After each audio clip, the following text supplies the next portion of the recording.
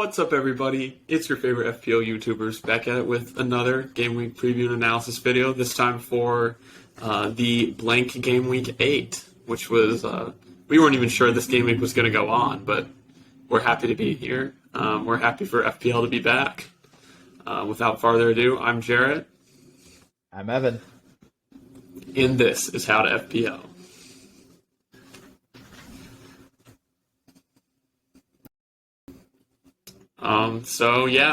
We'll just get right into our slides for this week.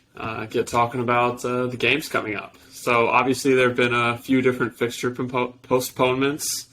All the ones from Game Week 7 were postponed. And then for this week, the Chelsea versus Liverpool game and the Manchester United versus Leeds games were both postponed. We were expecting there to potentially be a few more, but thankfully no more were postponed. Besides that, the Arsenal versus Man City game in Game Week 12, I believe, it is also postponed now. And that was because Arsenal's Europa League game this week had to be postponed, and that was the only midweek time slot available, so they had to take that. So yeah, we've got a few different postponements to deal with. A lot of people are having to restructure their teams based on this week's postponements in particular, such as Evan, you're wildcarding this week. Indeed. Yeah. I am answering that question, yes. So we'll have some spicy team talk to get into. So then our teams last week obviously didn't score any points, but we still got green arrows because of people in front of us taking hits. Let's go. We love green arrows. I moved up a bit. Evan moved up a bit. And yeah. Sad to see another Robertson disappointment, but okay.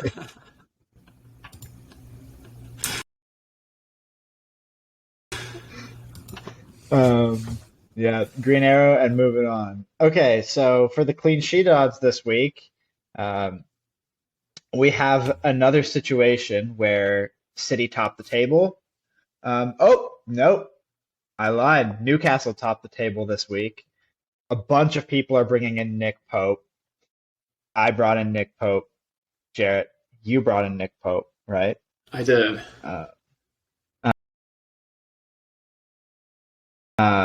He's definitely the go-to man for this week. But yeah, City are up there. Spurs are up there too. Don't buy Wolves defenders this week because, man, it ain't gonna end well. Any thoughts? Yeah, nothing really too surprising here. No crazy high clean sheet odds really, besides the City and Newcastle ones, which I'm pretty excited about. Owning a City defender in Cancelo and currently owning one Newcastle defender and one goalkeeper, looking at potentially adding a third to that bunch. But yeah, nothing really too surprising here. Not going to be a lot of clean sheets this week, I think. Can I ask you a question, Jarrett? What are your thoughts on Villa defenders in general? Yeah, so, we'll get into it when I'm talking about my possible transfers for this week. But I was considering bringing in Luca Digne, who I've always promised that I would never bring in again. But they haven't kept a clean sheet yet this season. So I don't know why I would even consider bringing him in. Yeah. I agree. He's crossed off my list forever. But we'll get to this. There's another Villa player that should have been crossed off my list forever that's currently in my team. So we'll just move right along.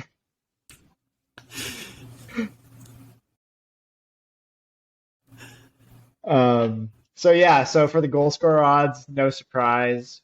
We got to keep our images from last week because the two top expected goal scorers have stayed right in their respective places. Let's go. I don't know if people saw the Champions League game today, the City game. Holland had no shots on target for most of the game, and then scored an absolute worldie to win the game. So the man, even on his bad days, he just can't be stopped. He's a legend. He's the GOAT, and I think everybody's going to captain him this week. So any thoughts, Jarrett? Yeah, I think it's pretty logical to captain him this week, to be honest. That goal he scored today was outrageous. I didn't even know what had happened when he actually put it in.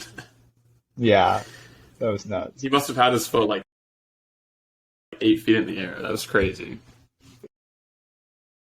Yeah.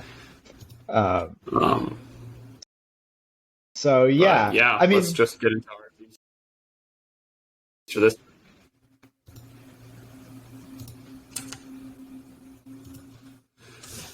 Okay. So I've been fortunate enough to not be extremely affected by the fixture postponements. I already did Sanchez to Pope, so that got rid of one of my players that was an issue. Now I have goalkeeper covered for the time being. And then I had two free transfers, so I'm looking at doing another one. I was considering doing Sterling to one of the many midfielders that are looking very tempting right now, such as Bowen, Madison, Zaha. Well, not Zaha because he's not playing this week, but you get what I'm saying. But especially with Graham Potter coming in, I think I probably want Sterling for the near term. So it doesn't make any sense to transfer him out this week, even if he is blanking. So then if I'm thinking about another problem area that I could address, it'd be getting rid of Trent for a cheaper defender, so that then I have lots of funds to upgrade my forward line and midfielders in the future. So I am looking at getting rid of Trent for one of Shar, Lucadine, or Tufal. And what are you laughing at? I mean, you just had some choice words about Dean.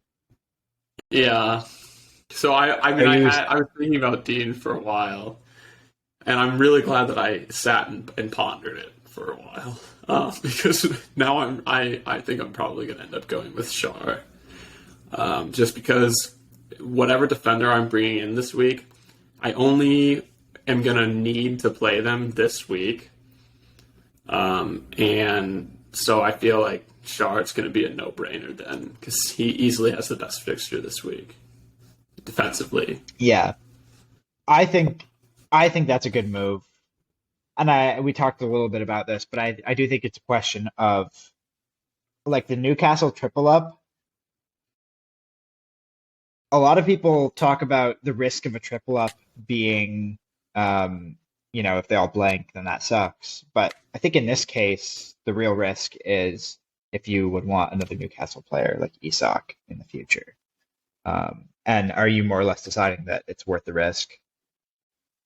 Yeah, so I've kind of already planned out what my because I'm gonna wildcard in game week 12, I think. And so I've already kind of planned out what a few of my transfers are gonna be, such as Saka to one of the midfielders around the 8 million price point. Then gonna do Archer to Mitrovic at some point. So I already kind of have two of my transfers planned out. And so I don't really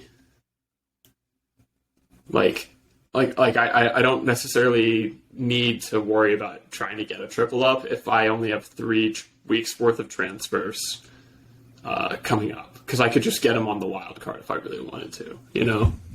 That makes sense. Can I ask you another Oh, question about somewhere in your team? sure. Uh, Gundo, how do you feel about Gundo if you're going to wild card in the next, let's say in 4 or 5 weeks? How do you feel about Gundo on for this week and for those 4 weeks? Um, I'm not sure right now. I'm not sure he has his place in the team nailed anymore. He did get subbed at halftime, I think, in the City game. So I don't. I only watched the end of that game, so I'm not sure if that was because he was playing poorly or because Pep wants to rest him or what. But I actually am a little worried that he's not going to play this weekend. But we'll see. What are your thoughts on Gundo? Since you are a City fan. Yeah. Um, well, we started watching the game at around the same time, so I also missed that. But uh, I think that I can see him getting benched this week. Um, but that being said, I think he's one of those players like for in your situation, he's a definite key because City players, I mean, City players are players to be desired right now, even if their minutes aren't nailed. I mean, the people wildcarding have this dilemma. Who are you going to bring in midfield? If you got rid of Gundogan, who would you bring in for him? Probably someone who's also a risk. So I think he's a don't buy, don't sell player. But I could get behind that, nice. at least for Yeah, the near term. I might sell him in a few weeks, but we'll see. yeah, But yeah, so team's in decent shape. Nothing to panic about. I might end up taking a red arrow this week, but that's okay because I'm not wild carding and a lot of people are. Let's look at your team. yep. So I'm wildcarding. Um, Pretty much the big changes here are I brought in Kane and Mitro, so forward line successfully revamped. We'll see if it was actually successful. So I got rid of Jesus, which is a bit of a risk considering his ownership, but he's out of form, and I still kept Martinelli and Saka. I actually really like keeping Saka because he's pretty low owned right now, and he's maybe starting to look a little more promising as an FPL prospect. I brought in James Matters as well. He could score against Spurs, and he has great fixtures after that. And honestly, the only reason I'm really bringing him in is because there was no one else to bring in my opinion. I don't want Bowen. Um, so I guess this is what I was talking about, where wildcarders are kind of struggling to bring in midfielders. So I have Matters and Bailey there. I don't think that's anyone's ideal version of a wild card, but I had to do it. My team for this week was going to be 9 men, probably 10 men at most, even if I took two free transfers. Might have even been a hit to get 10 men. So for me, it was just I had Walker. It was a mess. So revamped. Any Let's thoughts go. there?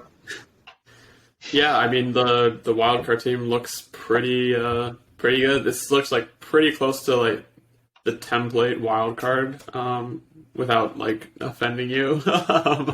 But template No. is good. So, Yeah.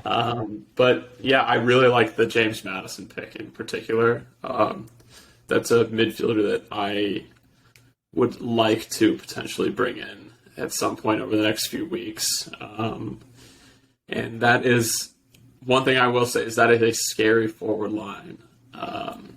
You've got besides Tony and Jesus, I guess, like the three hottest players right now, and Mitrovic has very good fixtures in the short term as well. So that is a devastating forward line. I would expect you to get some pretty good hauls over the next few weeks. Yeah, I would hope so. I'm definitely nervous about Perisic, but he's a gamble and I had extra money. So Fair enough. All right. exciting week. Yeah, with that being said, that's the video wrapped up. Make sure to like and subscribe, leave a comment. Go check out our socials at howto_FPL. Yeah, seriously. Thank you guys. It's really been it's been a good half a season with the end of last one and the start of this one. So Yeah, let's keep it up. absolutely. Thank you to the How to FPL community. Thank you, and we will see you next week. All right. Bye.